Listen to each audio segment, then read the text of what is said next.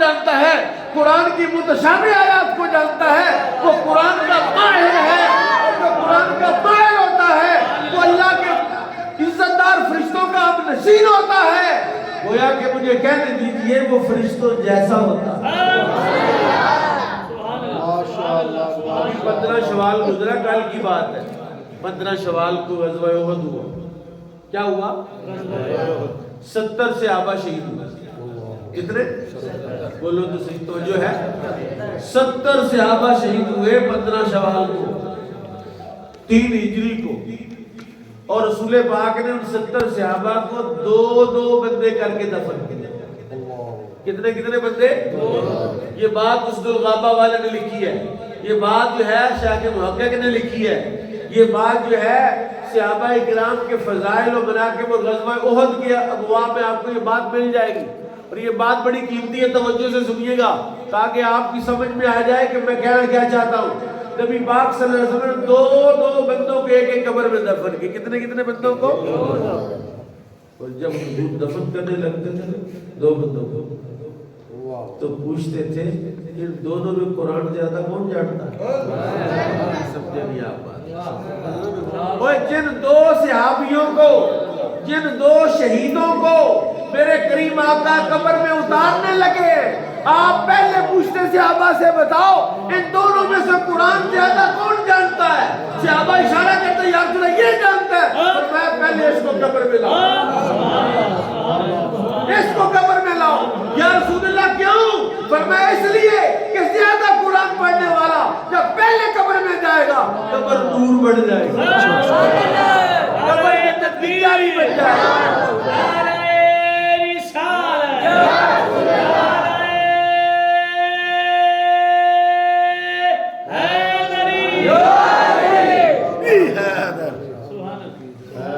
زیادہ قرآن پڑھنے والا حالانکہ شہید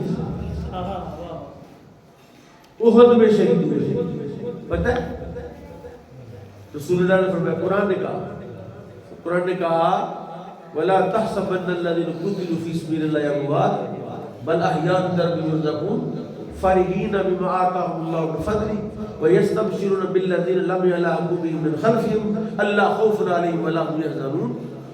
کیا کہا؟ ان 70 صحابہ کے بارے میں قرآن اترا، 70 کے 70 لوگوں کو اللہ شہادت کے فوراً بعد جنت میں لے گئے۔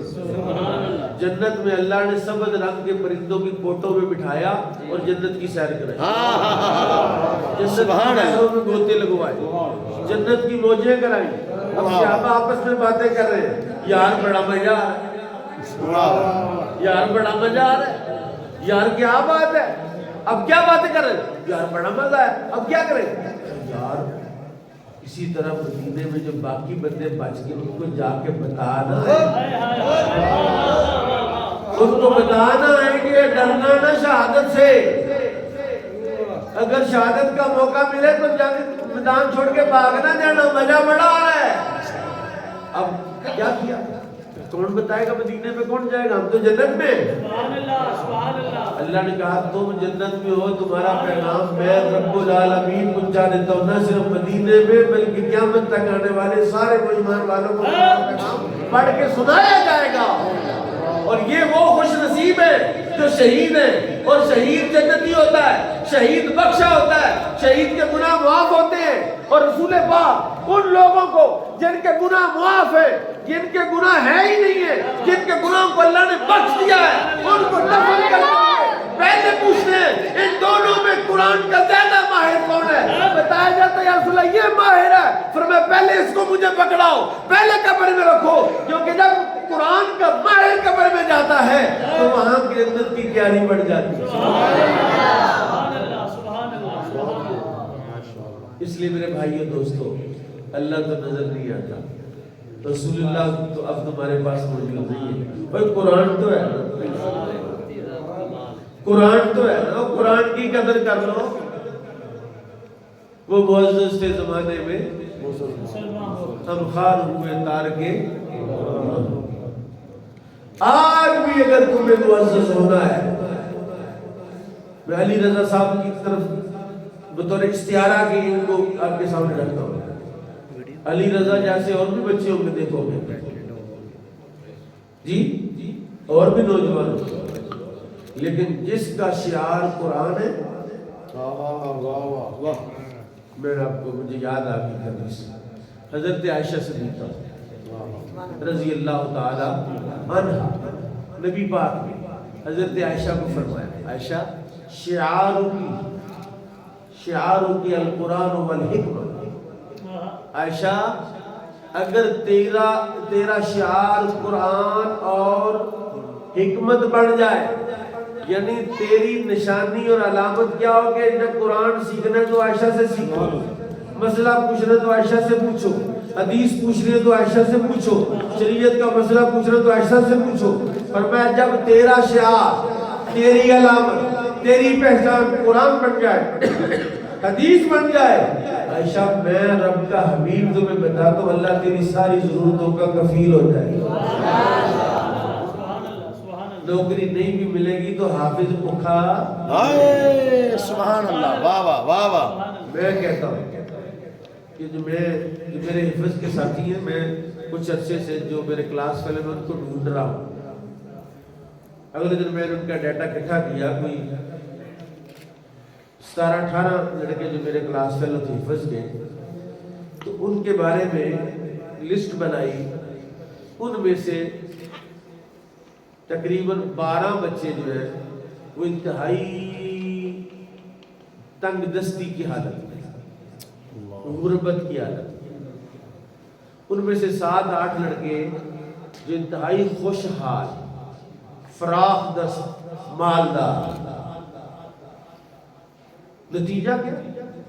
وہ جو 11 یا 12 بندے ہیں انہوں نے قرآن سے ناطہ توڑ دیا، شیو کرانے والے مسٹر۔ اس لیے میں حافظوں کو کہتا ہوں، حافظ جی جب تم حافظ بن گئے ہو تم کلین شیو بھی کرا لو گے، حافظ کا لفظ جب تمہارے ساتھ جڑ جائے گا یہ قیامت تک نہیں اترے گا۔ اس لیے حفظ کر کے حفظ کو بدنام نہ کرنا۔ اور ان ابا جی کو بھی کہتا ہوں جس کے جو اپنے پتر کو حافظ بنا لے، پتر چلو ان تو سکول لے چلے جائے، اور نہیں اب اس حافظ کو سکول کی ضرورت نہیں، یہ سکول کا محتاج نہیں، سکول اس کا محتاج۔ اور میں آپ کو عرض کر رہا ہوں، آپ لسٹ لے کے بیٹھ جائیں، وہ لوگ جنہوں نے بچپن میں قرآن پڑھا، جنہوں نے جوانی میں قرآن پڑھا، جو بڑھاپے میں قرآن پڑھتا، آپ لسٹ لے کر بیٹھ جائیں، آپ تلاش کریں ایسے بندوں کو جنہوں نے اپنا دامن قرآن کے دامن سے جوڑ لیا، جنہوں نے قرآن کا دامن تھام لیا، ان کا بچپن بھی خوشحال، ان کی جوانی بھی خوشحال، ان کا بڑھاپا بھی خوشحال۔ بیماریاں کم، تنگ دستیاں کم، کن کی؟ قرآن والوں، قرآن والوں۔ اور پھر آخری بات میں عرض کروں کہ قرآن تھوڑے عرصے کے لیے ہمارے پاس، ان قریب قرآن اللہ اٹھا لے، جلدیں تو یہاں پڑی ہوں گی، اوراق تو یہاں ہوں گے، لیکن اس میں حروف اللہ اٹھا لے گا۔ پھر جب اٹھا لے گا پھر بندے بڑے روئیں گے، ہائے کدھر گیا قرآن۔ بھئی اب ہے تو قدر کرو۔ مزہ تو یہ علی رضا صاحب ایسا ماحول پیدا کرے کہ صبح کو یہ لالے والے لوگ مسجد میں آئیں تو نماز فجر پڑھ کے سارے کے قرآن شریف کا نسخہ لے کے بیٹھ جائیں، کہ پوری مسجد میں انتظار کرنا پڑے، یار کتنا کرے گی میں بھی پڑھنا ہی۔ ایسا ماحول اگر آپ پیدا کر دیں تو میں گارنٹی دیتا ہوں مسجد بھی آباد کرے گا، بستی بھی آباد کرے گا، نسلیں بھی آباد کرے گا۔ واہ واہ واہ واہ واہ، سبحان اللہ سبحان اللہ، کیا بات کیا بات حضور کیا بات۔ لیکن اگر آپ فجر کی وقت نماز پڑھیں، دوڑ لگا دیں، قرآن شریف میں کیڑا لگا ہوا ہے، سیونک لگی ہوئی ہے، نیچے والے نسخے مٹی سے اور وہ نبی سے جڑ گئے ان کی اوراق، تو کیا تم ایسے ہی پھر رہے ہو؟ تمہیں یہ قرآن بددعا نہیں دے گا؟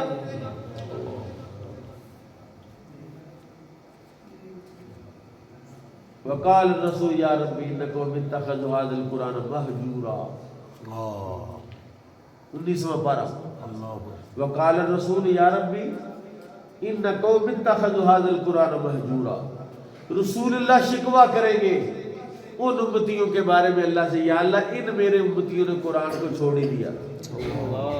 یہ قرآن پڑھے. سورہ فرقان کھولے. وقال الرسول یا ربی ان قوم اتخذوا هذا القرآن مہجورا. یعنی رسول اللہ بھی چاہتے ہیں کہ میرا جو امتی ہے وہ قرآن سے جڑا رہے. جب قرآن سے جڑا رہے گا پھر گمراہ بھی نہیں ہوگا, تنگ دست بھی نہیں ہوگا. حضور کیا کہہ کر گئے آخری عمر میں؟ کیا ترکت فیکم الثقلین. واہ واہ کتاب اللہ و اطرت. وَإِطْرَتِهِ. واہ واہ سبحان اللہ. میرے صحابہ میں تم میں دو بھاری چیزیں چھوڑ کے جا رہا ہوں. قرآن چھوڑ کے جا رہا ہوں اور اپنی اہل بیت چھوڑ کے جا رہا ہوں.